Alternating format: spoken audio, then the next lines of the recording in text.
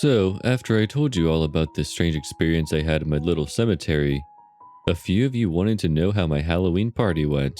Better than the last one, thank you very much. Don't worry, I'm joking. I am going to tell you what happened, but before I do, I need to tell you more about my year in between the last two Halloweens. Otherwise, it just wouldn't make any sense. Hopefully you'll find it as interesting as I did, and I'll spread it across a few chapters and make it easier to digest. But I promise you this story does have a resolution and we will get to it. As you already know, the night the man died, I was stuck inside a ring of jack-o'-lanterns, surrounded by formless spirits he called wisps. They couldn't pass over the circle he'd made, but they seemed to be aware of my presence. After they had devoured the man, they started orbiting around me, forming a pillar of cold blue flames that spiraled up into the night sky until I couldn't tell them apart from the stars. If I hadn't just watched them kill my friend, it would have been beautiful. Nothing caught in their ghostly light made a shadow, and yet there were shadows. Shadows of things that weren't there. Things that didn't or couldn't exist in the natural world. Even though I was hysterical, I was cognizant enough to think that the shadows were of things on the other side of the veil, where the man said the wisps were from, and that the wisps were still not fully in our world, and so their light was obstructed from the other side.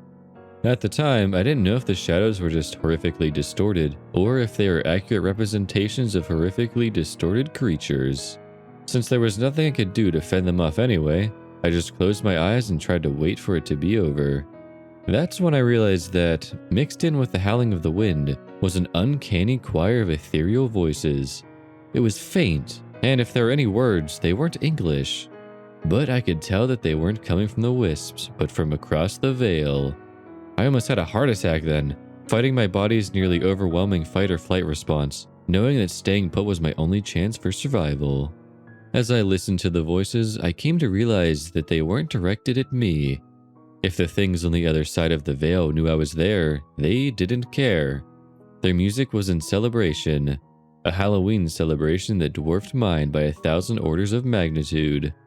A vague sort of image started to form in my mind, of a grand festival dedicated to the most scared night of the year. In my horror, I wondered what could possibly give these ghastly beings cause for such jubilation. To my dismay, something on their side chose to answer me, in a nigh inaudible whisper that my panicked mind just barely managed to parse meaning from. "Oh, Hallows Eve marks the return of our queen, Persephone." Around midnight, the wisps and voices disappeared, and the world seemed normal again, if hopelessly dark and silent. With nothing now to light my way but the candles of the jack-o'-lanterns, I dashed to my car and sped out of the cemetery, letting all the party supplies I had placed on the hood fly off where they would. It was pitch black that night, and I was in no state to be driving, let alone as fast as I was, but I somehow made it home in one piece. I locked myself in my apartment, took a lorazepam, and without getting undressed, I crawled into bed with my cat and cried myself to sleep. I took more of my lorazepam than I should have over the next week, but I had no idea how else to cope with my experience. Not only had I watched someone's violent death and been put in mortal danger myself, but I had also come into contact with some kind of spirit world, possibly the underworld of Greek mythology. I honestly think the only reason I didn't have any suicide ideation was because that would have just taken me straight to what I was running from. It had been psychologically and existentially traumatic, and I didn't think I could tell anyone about it. No one would believe me, and if someone started snooping around the graveyard, I might be implicated in the man's death. And on top of that, I also mourned the loss of the cemetery. I loved that cemetery. It was perfect, but I told myself that it was dangerous and that I could never go back. But almost immediately, a contradictory thought emerged that just grew louder and louder and would not be silenced. It was magic. I had to go back. And so, I did. I thought it was stupid. I thought it was crazy. I thought it was infinitely stupider and crazier than when I had been going there when there was a potentially crazy homeless squatter. But god damn it, I love that cemetery. It was a week or so after Halloween. I left at dawn so that I would have as much daylight as possible. Though at the time I wasn't even sure of what exactly I meant to do. I parked outside the cemetery instead of inside like I usually do, because that somehow made it easier for me. I stood right in front of the gates for nearly 10 minutes, I think, just trying to muster up the courage to walk back in. I stared inwards longingly, thinking about how beautiful it was in the morning light, those titanic trees swaying and creaking softly in the wind. The man had said that the wisps only came on Halloween, when the veil was weakest, and I had no reason not to believe him. I had been in there over half a dozen times before that night, and he had been living there for at least a month. Eventually, my yearning and rationalizations overpowered my fear, and I stepped through the arch. The second I did so, I was acutely aware of a sense of sanctity and serenity, of being not quite of this world. All cemeteries had that to some extent, but this one had it in abundance, and I had never consciously realized that before. Though, I think I must have picked up on it at some level. I also picked up on what I then realized was the veil, the barrier between our world and others. It was noticeably weaker in the cemetery, and walking into it as deliberately as I had made that undeniably apparent. Once I knew what I was feeling, I was immediately assured that the veil was much stronger than it had been on Halloween. The cemetery, my cemetery, was safe. Tears of relief flowed down my cheeks.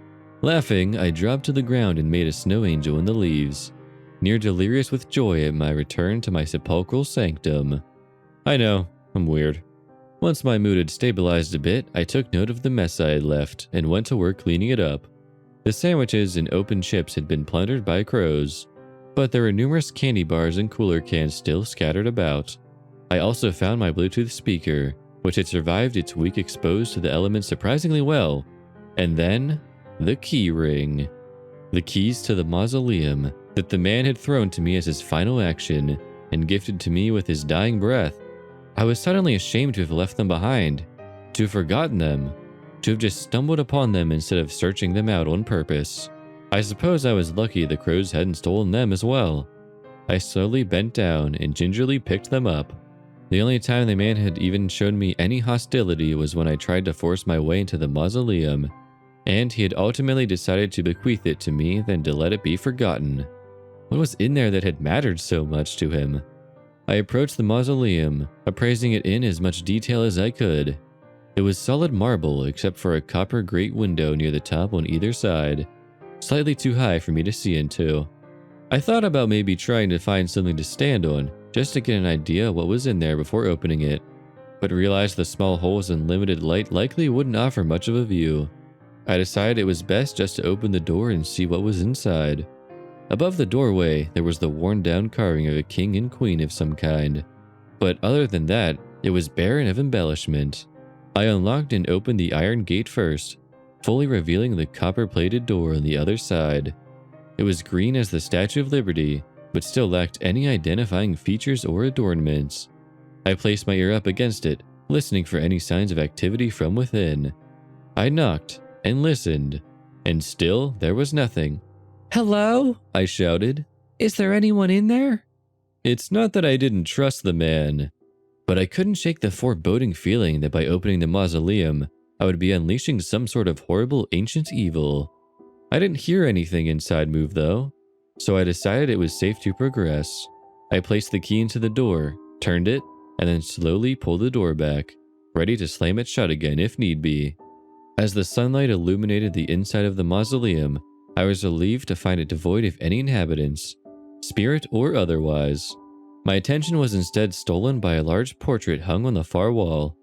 It depicted a cavernous subterranean realm of glittering limestone, misty rivers, and brilliant blue auroras. There were some of the wisps I had seen on Halloween, but also more humanoid forms made of the same glowing substance, shambling along the crystalline ground. In the foreground were a king and queen on ebony thrones, pale-skinned, dark-robed, and white-haired, with glowing blue irises the same shade as the wisps. The three-headed dog resting at their feet left no doubt that they were intended to be Hades and Persephone. Persephone noticeably held an open pomegranate in her right hand, and with her left, she glibly placed a seed into her smugly smiling lips. I took that as an indication that in this depiction, Persephone was the consensual queen of the underworld. I inspected and admired the painting for a few minutes, but my knowledge of fine art is limited, so I couldn't estimate how old it was. It looked like it would bring in some decent money at auction though, and, as beautiful as it was, I briefly wondered why the man had never sold it. I decided then to search through the rest of the mausoleum for answers. There was a sealed tomb in the center with no way for me to find out who or what was inside, short of taking a sledgehammer to it. It had a purple velvet runner draped over it, with a padded wooden chair to its side, like someone had been using it as a table. There were a dozen other casket niches built into the east and west walls, 2 wide by 3 high, but all they held were candles. I knew that some mausoleums only held bodies during the winter so that they could be buried when the ground thawed, but if that's what this building was for, then why was there a sealed tomb in the middle? The question that bugged me the most, though, was if this was the man's family mausoleum, then why had his ancestor been buried outside instead of in here? The last thing of note was a small bookcase beneath the portrait. There were 3 shelves and a few dozen books, all of which looked at least a couple hundred years old. On top of the bookcase was a heap of much more modern documents bound with an elastic band and a small personal safe. I tried one of the remaining keys on the safe, and it worked. Inside was a large stack of cash, jewelry, and commemorative coins, which I half-heartedly noted were now mine. I hadn't come back there to look for money, though. I wanted to know more about what I had seen. I took the stack of documents and sat down by the tomb to read them, assuming they would contain the most recent information. I was frustrated at first since none of the documents had any names or dates. The wisps, little identity thieves they were, had already picked them clean. I was, however, able to piece together enough to confirm what the man had told me about his family. They had at one point been old money, but a series of ever-worsening misfortunes over several generations had nearly wiped them and their wealth out. After what looked to be the most recent death, presumably the man's father, he had sold off any assets he had left, paid off his debts, and took what was left back to the cemetery. There was a psychiatrist's note mentioning that he had become increasingly paranoid and showed signs of persecutory delusions, that he believed he was being punished by angry spirits for the betrayal of his family. He said that he planned to seek sanctuary on hallowed ground, where he would be safe until he had a chance to set things right with them. I knew he wasn't crazy. I had seen the wisps and heard the music of the underworld. I felt truly sorry for him then, for him to have suffered through tragedy and loss his entire life, knowing that he would be next, and that the best he could hope for was to give himself to them on his own terms. I wished that he was at peace, but from what I had seen so far, I had no assurances of that. I thought about how horrible my newfound gnosis was, to know that there was an afterlife, but for that to offer no comfort, and even inspire greater dread than the prospect of oblivion. For the first time in my life, to fear hell. Setting the documents aside, I turned to the bookshelf in the hopes that it would be able to offer me some kind of understanding about what I was dealing with. It was then that I noticed that the very first book had a small sticky note attached to its spine. Miss, start here. I guess the man's decision to leave me the mausoleum wasn't as last minute as it seemed. I picked up the book and saw that it was a journal of some kind. I opened it, and inserted at the front was a loose-leaf table of contents, written in the same hand as the sticky note. Starting with the man's recommendations, I soon realized that the journal had been written by the same ancestor who had made a deal with the Elder Things in the first place. They described themselves as having been born with a second sight, or clairvoyance, which, among other things, made them aware of spirits. They used this clairvoyance to bootstrap themselves to considerable wealth and social standing, which they then used to seek other gifted individuals and sources of occult knowledge, which is where their collection of arcane literature had come from. They developed what modern scientists and philosophers would call a panpsychic theory of consciousness, that consciousness was a fundamental constituent of reality like mass or charge. And just like those constants, consciousness did have a direct effect on reality, however minuscule. They came to the conclusion that psychic abilities were the result of being able to focus, amplify, and control these effects. For example, the particles in anything that's not absolute zero are moving. It's just that their movement is random, and on the whole, they cancel each other. Telekinesis would be collapsing the wave function of an object so that all the particles move in the same direction all at once. But that's my take on it. They obviously didn't know anything about quantum physics. They also believed that consciousness became more complex within the bodies of living things, especially the nervous system of intelligent animals. At some threshold, the organization created by these beings becomes self-sustaining, and an individual's consciousness survives the death of its original substrate. They were certain of this not only because they had seen spirits, but because they had eventually developed astral projection, the ability to leave their own body. This led them to discover that there were in fact other planes of existence besides our own, and that consciousness was not bound to any one of them. It was during these out-of-body experiences that they discovered a race of beings they called the Outer Kin, which they thought other peoples had viewed as fae or gods. I think it's interesting to note that the man had referred to them as outer things.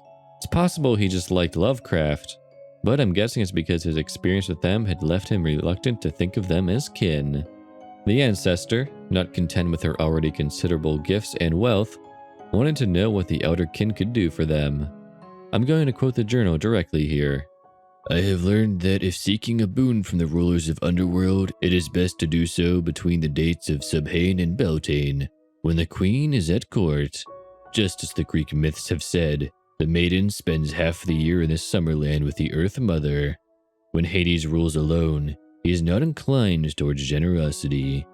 Unlike his lecherous brothers, what warmth there is in Hades' heart is for his queen alone. And when she is with her mother, he becomes cold and stern, allowing himself to feel nothing, lest he feel the pain of her absence. I have also learned not to pity Persephone. The shades of the underworld tell a different story than the one I have read.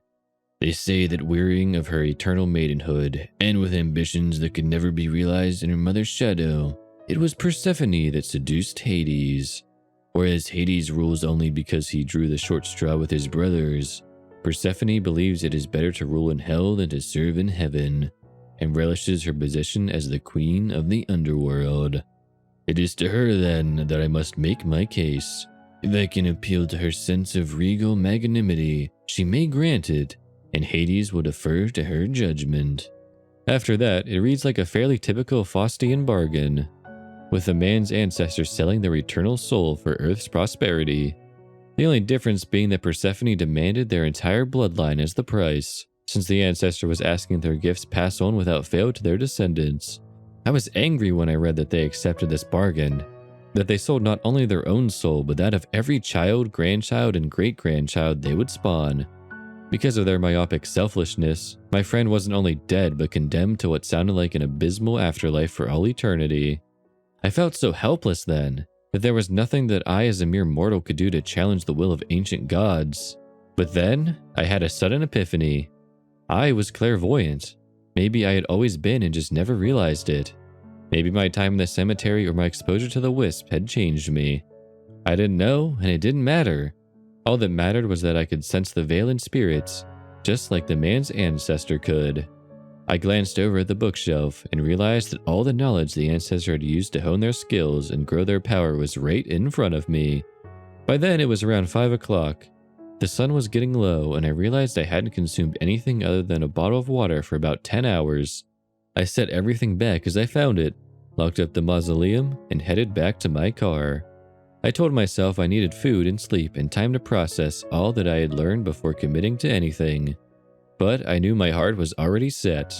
Just the day before, I wasn't sure if I would ever visit my cemetery again, and now I was determined to follow through on my plan to move out there permanently, to be closer to the spirits and my hoard of arcane knowledge. I was going to become a witch, and maybe, just maybe, become powerful enough to right something that had gone so terribly wrong.